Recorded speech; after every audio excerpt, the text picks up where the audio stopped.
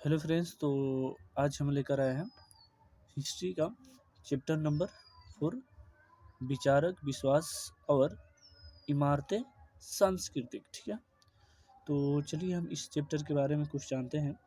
ठीक है, और इस चैनल को आप लोग से कुछ लाभ हो रहा है तो इस चैनल को शेयर और सब्सक्राइब जरूर करिए।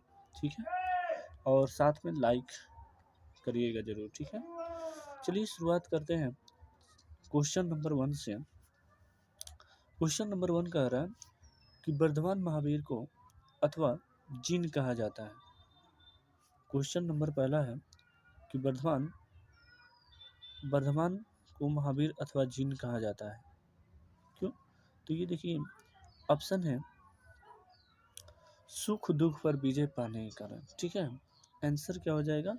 सुख दुख पर विजय पाने के कारण। ठीक है, इनके बारे में कुछ इंपॉर्टेंट पॉइंट है, देख लीजिए। ठीक है, इनके बचपन में महावीर का नाम वर्धमान था। जैन धर्मियों का मानना है कि वर्धमान ने कठोर तप द्वारा अपनी समस्त इंद्रियों पर विजय प्राप्त कर अर्थात विजेता कहलाए। उनका यह कठिन तप पराक्रम के समान माना गया, जिस कारण उनको महावीर कहा गया और उनके अनुयायी जैन कहलाए। ठीक है, तो ये सारा पॉइंट इम्पोर्टेंट है, कॉपी में नोट जरूर कर लीजिएगा। ठीक है, और एक बात और कहना चाह रहा हूँ, थोड़ा आप लोग कोशिश करिएगा कि आसपास जो भी हैं 12th क्लास में जो एग्ज़ाम का तैयारी कर रहे हैं, तो साथ में उन लोग को शेयर ज़रूर करिए और बताइए। ठीक है, तो चलिए अगला प्रश्न देखते हैं। दूसरा प्रश्न है, बुद्ध के अष्टांगिक मार्ग में कौन सा सिद्धांत नहीं था? ठीक है, तो आंसर हो जाएगा सम्यक वाक। ठीक है ना, बुद्ध के अष्टांगिक मार्ग में कौन सा सिद्धांत नहीं था? तो सम्यक वाक। बाकी सब था, सम्यक दृष्टि भी था, सम्यक विश्वास भी था और सम्यक चरित्र भी था। ठीक है, तो आगे चलते हैं। तीसरा प्रश्न, बुद्ध के उपदेशों का संकलन है। तो बुद्ध के उपदेशों का संकलन है विनय पिटक में। ठीक है ना, कहाँ पर है? विनय पिटक में। और इम्पोर्टेंट इसमें पॉइंट है, देख लीजिए। गौतम बुद्ध का मूल नाम सिद्धार्थ था। उनका जन्म 563 ईसा पूर्व में कपिल वस्तु के निकट लुम्बिनी में हुआ था। ठीक है, लुम्बिनी कहाँ पर है? तो लुम्बिनी याद रखिएगा, नेपाल में है। ठीक है, लुम्बिनी नेपाल में हुआ था और उनके पिता का नाम सुधोधन था। ठीक है, चलिए आगे चलते हैं। चौथा प्रश्न है कि महावीर स्वामी ने जैन धर्म के सिद्धांतों में कौन सा सिद्धांत जोड़ा था? ठीक है, तो महावीर स्वामी ने जैन धर्म के सिद्धांतों में कौन सा सिद्धांत जोड़ा? तो ब्रह्मचर्य जोड़ा था। ठीक है ना, क्या जोड़ा था? ब्रह्मचर्य जोड़ा था। महावीर स्वामी का वास्तविक नाम वर्धमान था। उनका जन्म 540 ईसा पूर्व में बिहार के वैशाली के निकट कुंड ग्राम में हुआ था।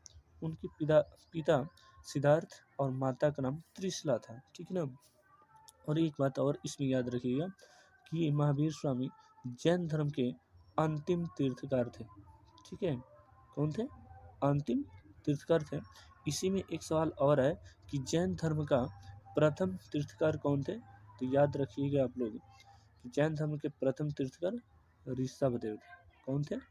ऋषभ देव। तो ये भी नोट कर लीजिएगा, जैन धर्म के प्रथम तीर्थकार ऋषभ देव और अंतिम महावीर स्वामी थे। और जैन धर्म में 24 तीर्थकार आए थे। ठीक है, याद रखिएगा। चलिए आगे चलते हैं।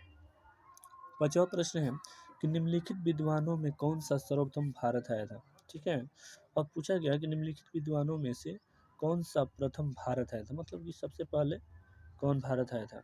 आंसर हो जाएगा फरहान। ठीक है ना, फरहान जो सबसे पहले भारत आया था। ठीक है, इसमें कुछ पॉइंट है कि फरहान कुमार जी के शिष्य थे और चंद्रगुप्त द्वितीय के शासनकाल के दौरान 5वीं ईस्वी में भारत आए थे। उन्होंने बुद्ध धर्म ग्रंथों के प्रमाणिक प्राप्तियों की तलाश में भारत की यात्रा की थी। ठीक है ना, ये भी पॉइंट नोट कर लीजिएगा। ठीक है, अगला पॉइंट चलते हैं हम। छठा है कि भगवान बुद्ध को किस स्थान पर ज्ञान का प्राप्ति हुई है? मतलब भगवान बुद्ध का ज्ञान की प्राप्ति कहाँ पर हुआ? तो भगवान बुद्ध का ज्ञान की प्राप्ति बोध गया में हुआ था, ठीक है ना, बोध गया में हुआ था। ठीक है, सबसे पहले प्रथम उपदेश कहाँ दिए थे, याद रखिएगा सारनाथ में दिए थे, ठीक है ना, कहाँ दिए थे, सारनाथ। चलिए आगे चलते हैं। बौद्ध ग्रंथ त्रिपिटक की रचना हुई थी, ठीक है, तो कब हुई थी, तो महात्मा बुद्ध के निर्माण प्राप्त करने के बाद, महात्मा बुद्ध के निर्माण प्राप्त करने के बाद, ठीक है। 8वां प्रश्न है, सुत विभग खदंका परिवार ये 3 भाग हैं, 3 भाग हैं, और इसके बारे में कहाँ पर मिलता है, तो याद रखिएगा विनय पिटक में मिलता है, ठीक है, कहाँ पर मिलता है, विनय पिटक में। 9वां प्रश्न है कि निम्नलिखित में से किस वेद में 10 मंडल 1028 सूक्त और 10,580 ऋचाएँ हैं, तो याद रखिएगा ऋग वेद में है 10 मंडल और 1028 सूक्त तथा 10,580 ऋचाएँ हैं, ठीक है। वेद कितने होते हैं, 4 होते हैं, ऋग्वेद, यजुर्वेद, सामवेद और अथर्ववेद, ठीक है ना, याद रखिएगा। चलिए आगे चलते हैं। खुदक निकाय का संबंध है, तो खुदक निकाय का संबंध किससे है, सूत पिटक से, ठीक है ना, किससे है, सूत पिटक से, ठीक है। अगला प्रश्न 11वां प्रश्न है कि कौन सा उपनिषद अथर्ववेद से संबंधित नहीं है, ठीक है। तो देखिए श्वेतांतर उपनिषद ये जो है ये अथर्ववेद से संबंधित नहीं है, बाकी सब है, प्रश्न उपनिषद, मुंडक उपनिषद और मांडुक उपनिषद, ठीक है ना, याद रखिएगा। चलिए आगे चलते हैं। आत्मा का पुनर्जन्म मुख्य विषय है, आत्मा का पुनर्जन्म मुख्य विषय है, किसका विषय है, तो कौशितकी उपनिषद का, किसका है, कौशितकी उपनिषद का, ठीक है ना। चलिए आगे चलते हैं। 13वां प्रश्न, निम्नलिखित में से कौन निरी ग्रंथ के रूप में विख्यात है, नि ग्रंथ के रूप में विख्यात है, तो ऑप्शन हो जाएगा आंसर जैन, ठीक है ना, कौन हो जाएगा, जैन, ठीक है। आगे चलते हैं। कैनन ऑफ श्वेतांबर पुस्तक अंतिम रूप से किस स्थान पर संग्रहित की गई थी, तो ये कहाँ पर की गई थी, बलभी, ठीक है ना, बलभी। कैनन ऑफ श्वेतांबर पुस्तक अंतिम रूप से किस स्थान पर संग्रहित की गई थी, तो बलभी में, ठीक है ना। आगे चलते हैं। जैन आगम लिखे गए हैं कौन सी भाषा में, तो प्राकृत भाषा में, ठीक है ना, और लिपि पूछे तो वही होगा, लिपि होगा प्राकृत लिपि, ठीक है। आगे चलते हैं। बुद्ध का सारनाथ में दिया गया प्रथम प्रवचन क्या कहलाता है, तो बुद्ध का सारनाथ में दिया गया प्रथम प्रवचन धर्म चक्र प्रवर्तन कहलाता है, क्या कहलाता है, धर्म चक्र प्रवर्तन कहलाता है, याद रखिएगा, बहुत इंपॉर्टेंट क्वेश्चन है। आगे चलते हैं। महात्मा बुद्ध को महापरिनिर्वाण प्राप्त हुआ था, कहाँ पर प्राप्त हुआ था, तो कुशीनगर में, ठीक है, कहाँ पर हुआ था, कुशीनगर में। आगे चलते हैं। 18वां, बौद्ध साहित्य मुख्य रूप से लिखा गया था, कौन सी भाषा में लिखा गया था, तो याद रखिएगा पाली भाषा में, ठीक है, कौन सी भाषा में, पाली भाषा में, ठीक है।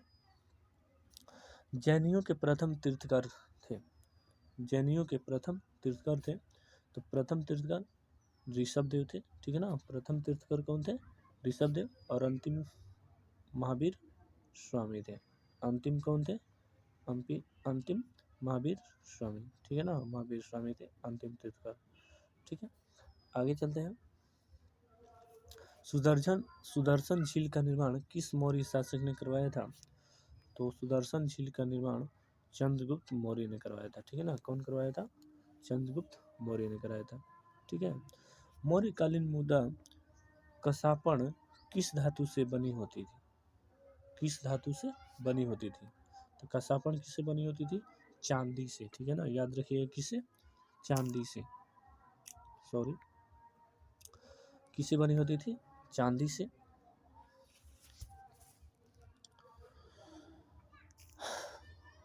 आगे चलते हैं।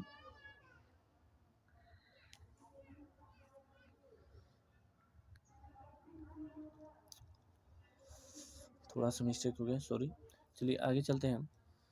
22वां नंबर क्वेश्चन है कि शुंग वंश की स्थापना किसने की, शुंग वंश की स्थापना पुष्यमित्र शुंग ने किया था, ठीक है ना, शुंग वंश की स्थापना किसने किया था? पुष्यमित्र शुंग ने किया था। ठीक है, याद रखिएगा। आगे चलते हैं। रुद्रदामन था, रुद्रदामन था शक, ठीक है ना, शक इसके बारे में रुद्रदामन शुंग मिलता है। आगे सातवाहन वंश की स्थापना किसने किया था? तो सातवाहन वंश की स्थापना सिमुक ने किया था। कौन किया था? सिमुक ने किया था। ठीक है, इसके बारे में कुछ पॉइंट लिखे हुए हैं। ठीक है, सातवाहन राजवंश या सातवाहन साम्राज्य, जिसे प्राचीन भारतीय साहित्य में आंध्र राजवंश और आंध्र सातवाहन राजवंश भी कहा गया, यह प्राचीन भारत का हिंदू राजवंश था। ठीक है ना, कैसा राजवंश था? हिंदू राजवंश था। और सातवाहन राजाओं ने 150 वर्षों तक शासन किया था। कितने वर्षों तक शासन किया था? 150 वर्षों तक शासन किया था। और सातवाहन वंश की स्थापना 230 से 60 ईसा पूर्व के बीच हुआ था। ठीक है ना। और सातवाहन राजवंश के महान शासक में सिमुख सतकर्णी प्रथम, गौतमीपुत्र सतकर्णी, वशिष्ठिपुत्र पुलवामी, यज्ञश्री सतकर्णी प्रमुख राजा थे। ठीक है ना, याद रखिएगा। चलिए आगे चलते हैं। 25वां नंबर प्रश्न है कि किस पुराण में गुप्त शासकों का वर्णन हुआ था? तो गुप्त शासकों का वर्णन वायु पुराण में हुआ है। ठीक है, कौन से पुराण में हुआ है? वायु पुराण में। आगे चलते हैं। हरिसेन की प्रयाग प्रशस्ति में किस गुप्त सम्राट का वर्णन है? आंसर हो जाएगा समुद्र गुप्त। ठीक है ना, समुद्र गुप्त। आगे चलते हैं। नालंदा विश्वविद्यालय की स्थापना किसने किया था? नालंदा विश्वविद्यालय की स्थापना कुमार गुप्त ने किया था। ठीक है ना, कौन किया था? कुमार गुप्त ने। देखिए इसमें कुछ पॉइंट दिया हुआ। स्थापित हुआ था ये 5वीं शताब्दी में हुआ था। ठीक है, निर्माता कौन था? तो कुमार गुप्त प्रथम था। ठीक है, याद रखिएगा। सॉरी, क्या हो जा रहा है पता नहीं। ठीक है,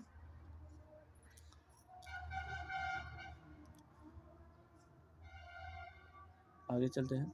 कुछ इसमें देखिए और कुछ पॉइंट था। संस्कृति, संस्कृति कौन थी? बौद्ध धर्म की। ठीक है ना, संस्कृति बौद्ध धर्म की थी। और देखिए नालंदा विश्वविद्यालय की मतलब कि नष्ट किसने किया था? तो बख्तियार खिलजी ने किया था। याद रखिएगा। ठीक है ना, बख्तियार खिलजी 1200 ईसा पूर्व में लगभग। ठीक ना, सवाल आता है नालंदा विश्वविद्यालय के नष्ट किसने किया था? तो बख्तियार खिलजी ने किया था। ठीक है, चलिए आगे चलते हैं। गुप्त काल में सर्वाधिक महत्वपूर्ण व्यापारिक स्थल कौन था? तो आंसर हो जाएगा उज्जैन। ठीक है ना, क्या हो जाएगा? उज्जैन। अगला प्रश्न, गुप्त काल में भू राजस्व कुल उत्पादन का कितना भाग था? भू राजस्व कुल उत्पादन का कितना भाग था? 1/4 से 1/6 भाग था। ठीक है ना, 1/4 से 1/6, याद रखिएगा। चलिए 30 नंबर प्रश्न है कि जैन धर्म के तीर्थकर ऋषभ देव का प्रतीक चिन्ह क्या था? तो ऋषभ देव का प्रतीक चिन्ह श्राण था। ठीक है ना, आंसर क्या हो जाएगा? श्राण। चलिए आगे चलते हैं। अशोक अपने राज्य अभिषेक के पश्चात किस वर्ष कलिंग पर विजय प्राप्त किया था?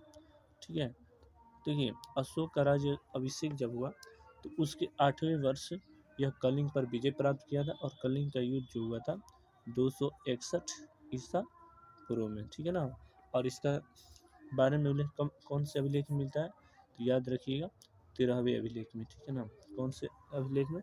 13वें अभिलेख में मिलता है इसके बारे में, तो याद रखिएगा। आगे चलते हैं। किस इतिहासकार ने मात्र अभिलेखों के आधार पर अशोक का इतिहास लिखा था? तो D.R. भंडारक ने, ठीक है ना, अशोक का इतिहास लिखा था। और एक सवाल और है कि अशोक के अभिलेखों के सर्वप्रथम किसने पढ़ा था? तो याद रखिएगा जेम्स प्रिंसेस। जेम्स प्रिंसेस पढ़े थे। ठीक है ना, 1837 ईस्वी में। ठीक है ना, तो दोनों सवाल इम्पोर्टेंट है, याद रखिएगा। यदि सवाल आए कि किस इतिहासकार ने मात्र अभिलेखों के आधार पर अशोक का इतिहास लिखा, तो D.R. भंडारक होगा। और इसी में सवाल आप लोग से पूछा जाए कि बताइए अशोक के अभिलेख को सर्वप्रथम किसने पढ़ा था? तो जेम्स प्रिंसेस। ठीक है ना, याद रखिएगा। आगे चलते हैं। ब्राह्मी लिपि किस प्रकार लिखी जाती है? तो ब्राह्मी लिपि बाईं से दाईं लिखी जाती है। ठीक है ना, ब्राह्मी लिपि कैसी लिखी जाती है? बाईं से दाईं। ठीक है, आगे चलते हैं। किस बौद्ध ग्रंथ में 16 महाजनपदों का सर्वप्रथम उल्लेख मिलता है? ठीक है ना। तो कौन से महाजनपद में? तो अंगुत्तर निकाय में, ठीक है ना। बौद्ध ग्रंथ के अंगुत्तर निकाय में 16 महाजनपदों के उल्लेख मिलता है, ठीक है ना। अगला प्रश्न, जैनियों की भाषा क्या थी? ठीक है ना। जैनियों की भाषा क्या थी? तो प्राकृत भाषा थी। कैसी भाषा थी? प्राकृत भाषा, ठीक है ना। आगे चलते हैं। हल रचित सप्तशतक कौन सी भाषा में है? आंसर क्या हो जाएगा? प्राकृत भाषा, ठीक है ना। आगे चलते हैं। द्वितीय बौद्ध संगीति का आयोजन वैशाली में किसके शासनकाल में की गई थी? ठीक है, वैशाली में किसके शासनकाल में की गई थी? तो काला अशोक के शासनकाल में द्वितीय बौद्ध संगीति की गई थी, ठीक है ना, वैशाली में। आगे चलते हैं। किस पुराण में मौर्य शासकों का वर्णन है? तो मौर्य शासकों के बारे में कौन से पुराण में मिलता है? तो विष्णु पुराण में, ठीक है। तो आप लोग को वीडियो कैसा लगा कमेंट में ज़रूर बताइए। और एक बात और, आप लोग का वीडियो, जो मेरी वीडियो है, तो कहाँ कहाँ पर पहुँच रही है, कृपया कमेंट में ज़रूर बताएं। और कौन से सब्जेक्ट पर वीडियो बनाना है, इसके बारे में कमेंट में ज़रूर लिखिए, ठीक है। तो चलिए इतना रहने देते हैं। तो जय हिंद।